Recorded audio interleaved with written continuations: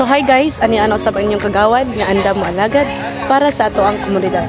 So karon nga adlaw do naami kauban ang konseho sa barangay alang sa paglantaw sa area nga diin pagatukuron ng ato ang covered court naghihimo nga proyekto diri sa ato ang government, City Government of Cagayan de Oro.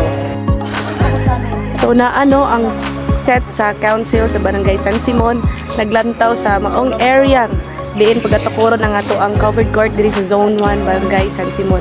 Kini no dako kaayo og kapuslanan alang sa mga buluhaton sa ato ang mga katawhan diri sa Zone 1. So magamit usab siya alang sa sports, sa mga any gatherings para duol ra ilang access, dali ra po dayon.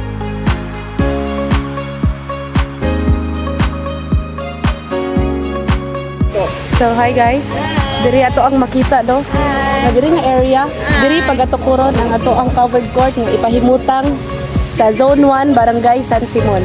So kini nga proyekto alang sa katawhan sa Barangay San Simon and makabenepisyo kanhi no ang tibuok katawhan alang sa usa ka maayong katuyuan sa ato ang syudad.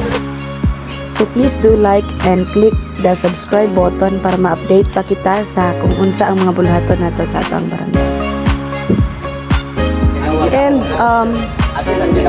mapasalamaton kita sa dako nga suporta sa ato ang local government sa ato ang Cagayan de Oro, kauban sa ato ang sa city engineer, sa atong mga kontraktor, nga ato ang kagawad diri sa Zone 1. And labi na gyud ang ato ang barangay kapitan no.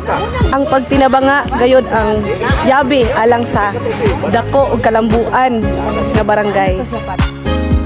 So guys, please ayaw kalimot, please do like and subscribe to my channel para ma-update pagid kita sa mga umaabot na kalihukan sa ato ang barangay. Thank you so much for watching.